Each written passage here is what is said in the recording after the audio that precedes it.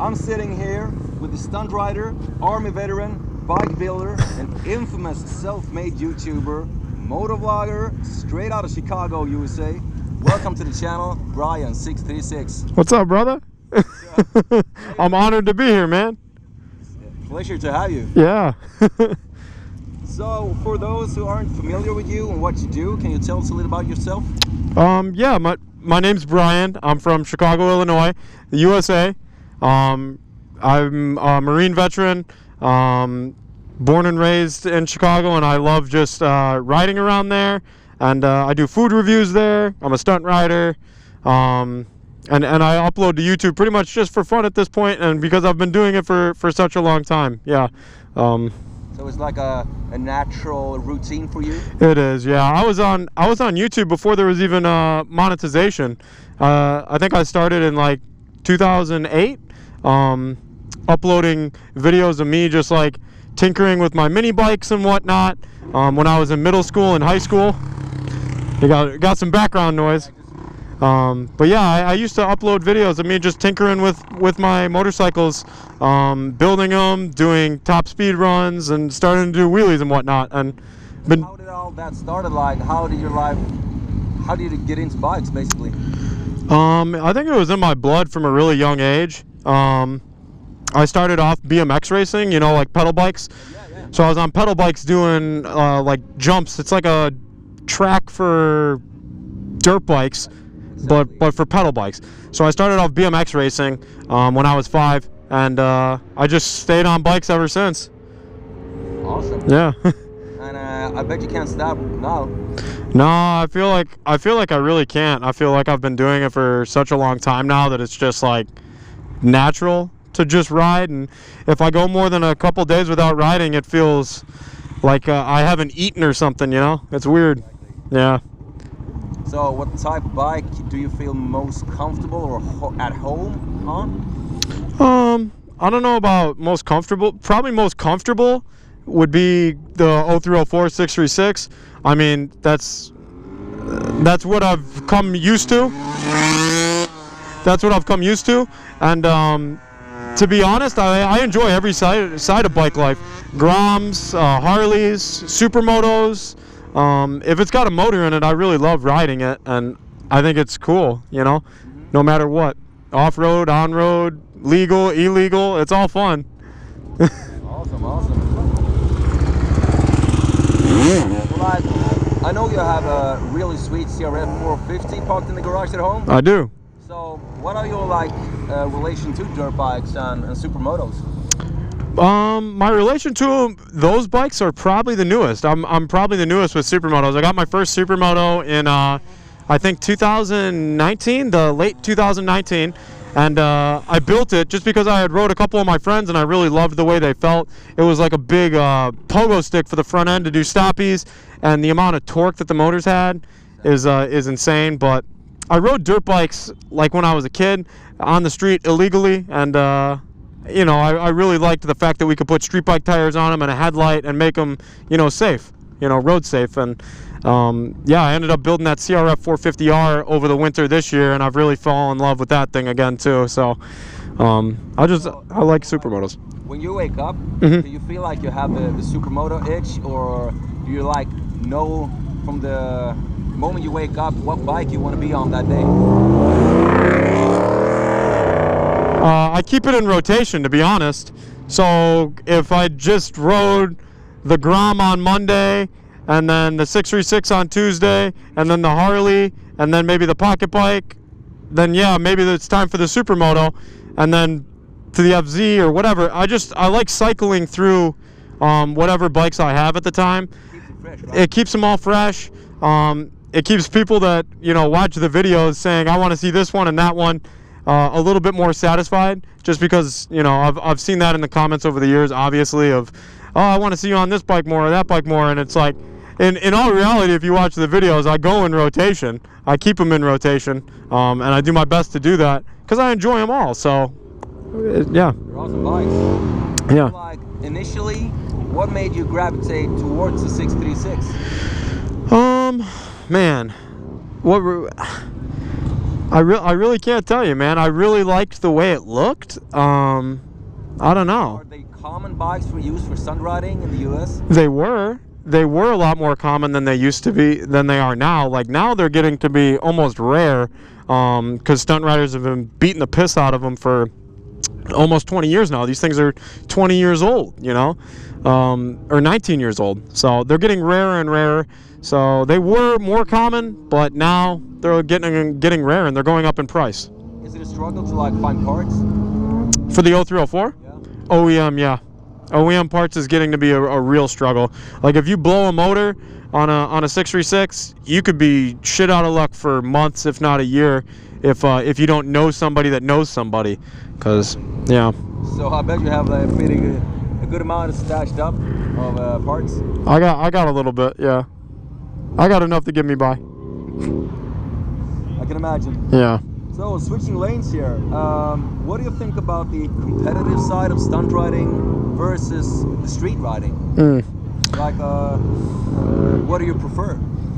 Oh, I prefer both. Like I said before, if it's a street ride, I want to be able to fit in the street ride and ride, you know, do my combos, do all this stuff. And if it's a competition, I want to fit in there and still be competitive, you know, competitive enough that, you know, I can throw some stoppies and circles and combos and all that stuff and be fit in a competitive. My end goal at all times is to be able to go to any ride out and feel like I can fit in and somewhat experience what the riders are experiences. So if it's a dirt bike ride out, I'm going to go there and I'm going to fully embrace their type of riding. You know, I'm not going to bring my Harley to a dirt bike ride out and expect them to slow all the way down for me to clutch up, or vice versa. I'm not going to bring my Supermoto to Sturgis, you know, which is like the biggest Harley rally. But no, I aim to go to as many ride outs and try to experience as much of bike life as possible. Competition, street riding, whatever. Yeah. So you have obviously over the years gained a lot of skill doing different stunts. Do you still like go to the lot in like that practice mode, or do you like more maintain the skill that you have? I gotta be honest. I would probably be lying if I said I'm like constantly trying to progress now. Like there's a couple things that I like to really like brush up on and like, you know, hone in on. Like Joe and I were talking today. He's like, man, you got to start doing left foot foot brake work like on the highway and stuff. And it's like, okay, maybe I should go to the lot and try that. But most of the time it is just maintaining what I have. There was a good saying that one of our OGs back in Chicago said once we got our 500-foot stoppies is, what are you going to do? Train for 510 feet? Like what? At some point you have to somewhat be satisfied, or else you're just going to permanently injure yourself trying to advance. And I know there's riders much better than me, but I'm very content with where I am right now, and I don't want to be, you know, I don't want to get too comfortable, but I just want to do this for as long time. That's my biggest stunt that I'm aiming for right now is longevity. Oh, okay. Longevity, safety, you know, stuff like that. I want to be safe for as long as possible and be able to ride for as long as possible. That's probably that would be my best trick I want to learn right now. So with that being said, do you exercise off the bike to avoid those spaghetti arms? Absolutely. Gain that longevity. Absolutely. You know, I stretch out every day. I have a foam roller that I roll out my legs. Always try to stay hydrated. I go to the gym Monday through Friday. You know, Saturdays and Sundays we're out riding and I'm at events, so I can't really make the gym as much. But yeah, physical fitness is a huge part of this that a lot of people don't realize. So yeah. Oh, yeah, of course. Yeah. So getting into like more the younger generation, and I have to ask you because you're such a knowledgeable guy when it comes to stunt riding. And I have a top 3 question. So, what are, according to you, the top 3 things you should know about getting into stunt riding? The top 3 things you should know. Yeah. Like, what can you be prepared for? If you're just brand new into stunt riding, what should you be prepared for? Be prepared to learn hard lessons. Be prepared to get hurt, and be prepared to embrace people from all different cultures and ways of thinking, politically, ethically, because stunt riding reaches out to everybody. You know, they might not look like you, they might not think like you, but they're going to be there, and bikes reach everybody. So just be open to everything. You're going to get hurt, you know, and you're going to be with new people, obviously, and just, you know, if this is what you love to do, you're going to do it regardless. So Of course, yeah, that's true. So moving on to the next top 3 question. What would you say are the top 3 stunt bikes? The top 3 stunt bikes. Yeah, you can choose whatever type of bike you want. Ooh, man. It don't have to be for a beginner. Like your personal taste.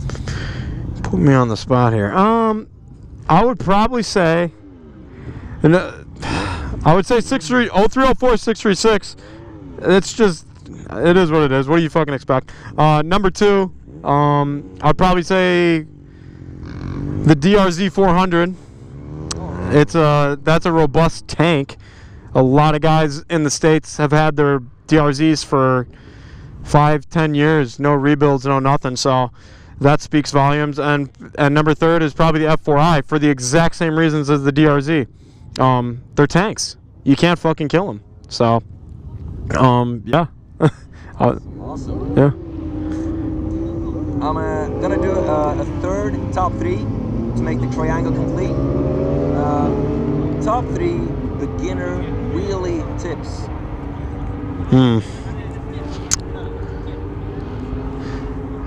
The number 1, I would probably say, you lose the confidence that you already have. If you're a beginner and you don't know this, stop being confident. You don't know. So stop that really quick. Number 2, embrace every single tip that a senior stunt rider gives you about braking, clutch work, engine. Like, embrace it all. Just let the ego go and embrace that. And number 3, I hope you got medical insurance. You better have medical insurance, and you better have bike insurance too, or crash protection or something. Because if you're a beginner wheeling, like, I promise you, I'm gonna go down. I know I'm gonna go down. Like, as long as I'm riding, I know I'm gonna go down. It's the same reason I wear a helmet. So, you're not made of glass. You're gonna get back up, but just, you know, keep going. Yeah, of course. Don't give up after your first crash. Well, on that note, historically, how have you handled that fear of, like, hurting yourself or crashing the bike? It's a part of stunt riding, right? It is. If you're not willing to somewhat crash or push your limits, then you're not in the right sport. If you're not ready to push your limits here, then you're probably in the wrong sport. You know, these are guys that want to do 100-mile-an-hour stoppies. Like, they're pushing the limit. It is what it is. So.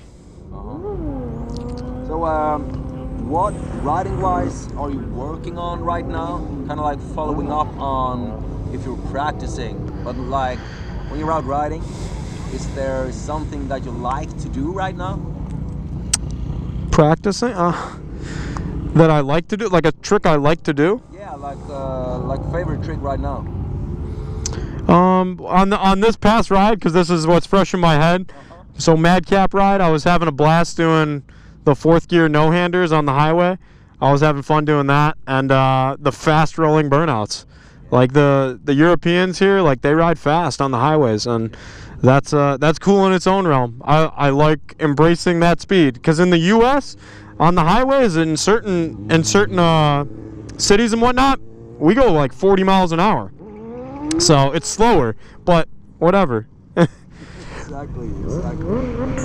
So now being here on a proper ride-out, the madcap ride-out here in Sweden, what do you think about the stunt scene so far? What have you seen here in Sweden? Just the past 2 years I've been coming here, I've seen growth. Obviously, I've seen growth.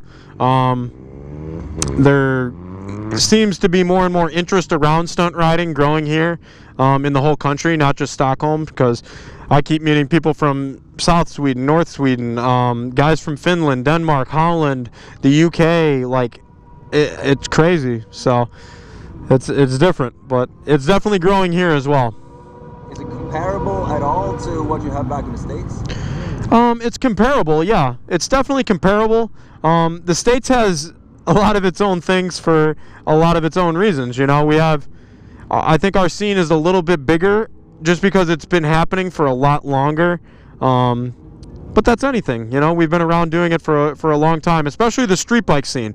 Now the lot scene, Europe is extremely professional with how they put on their competitions, and a couple of these lot riders out here are at that top level, so it's really humbling. I think the US can learn a lot from your guys' lot scene, and vice versa. I think maybe Europe could learn from the US's street scene some, you know, and how they run street rides in the US, because I think they both have their pros and cons to them. Yeah.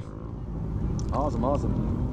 But I want to talk a little about running a YouTube channel. You've been doing this since 2008, pushing almost 500,000 subscribers right now. So first off, congratulations. Really good job there. Thank you. Yeah. Yeah, it's cool. So you've been doing like ride outs, hood eats, bike builds, bike giveaways, and so much more. But what inspires you to keep posting? Like I said, I feel like at this point, it's been over half my life I've been on YouTube. Like, it's kind of crazy to think about, but literally over half my life I've been posting to YouTube. So it's how I look back on time now, and like, it's my photo album. Our parents might have had photo albums. I have my YouTube channel, and I get to document all these amazing experiences I have with all these awesome people, and I get to remember my own genuine expressions and emotions in the heat of the moment, which is even better. And the fact that I get to share it with so many people that also enjoy it, that's just the cherry on top. It's awesome. Yeah. It sounds like you've gained some natural momentum in posting. It's like just a part of your life now. It is, very much so. Very much so. If I'm not posting at least something, you know, once a week, it feels a little unnatural. You know, I don't know if that's a good or a bad thing, but that's where I am at with the channel at this point, and I don't think I'm gonna stop. So please don't. Yeah. So you do all the filming, editing, and graphic work yourself? I do all filming, editing, clothing. We do it all in house. Hopefully be expanding in the near future, but for now it is only us. Yeah. That's pretty much climbing a mountain to do it all by yourself. It's busy. It's busy. Definitely busy. Awesome. So like trying to understand what a typical day is like for you to be a full-time YouTuber. Could you just generally speaking talk us through a day of Ryan 636? I should probably just do a week because it's easier that way. The weekend, so I'm fresh back the beginning of the week. I'm probably fresh back from a stunt trip.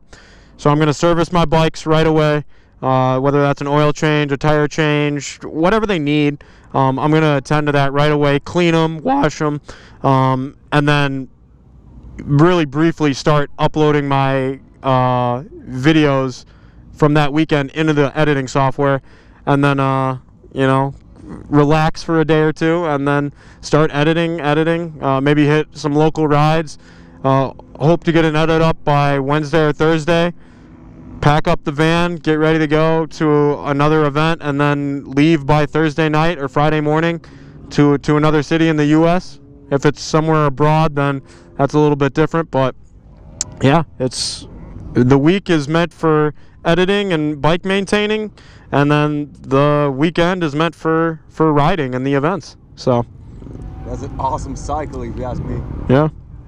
Crazy. Yeah. So what's in the future for your channel? Like, do you have a direction you want to take it in, or where do you see it in 5 years? Where do I see it in 5 years? I'll most likely still be living in Chicago.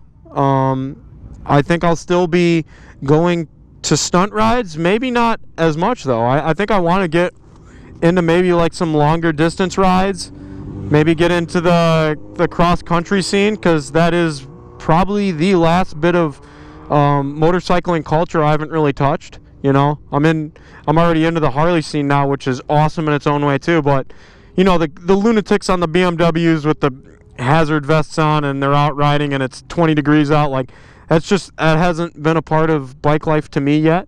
So maybe I want to experience that. You know, have a tent in the back and go across country and do some wheelies along the way. But I think that might be cool in the next 5 years or so. You know. Definitely, I can't wait to see that series. Yeah, I think that'll be cool. Most likely will. Yeah, I want the channel to just grow up with me, because it already has. If you go back into my videos, like you'll see, I didn't even, my balls hadn't dropped yet. You know, my voice was cracking and stuff. Exactly. So I literally want the channel to grow with me as I grow older now. You know, so. Sounds awesome, and it's really humbling to get invited to follow you along. Yeah, I appreciate it, man. That was sick. So yeah, that wraps up my interview, and I just want to thank you so much for doing this. Absolutely, bro. It's been a pleasure riding with you this weekend. It's been a pleasure riding with you, and check out my guy. Thank you, Brian. Hope to see you next year. Yeah, hope to see you too, brother. Awesome. Good times.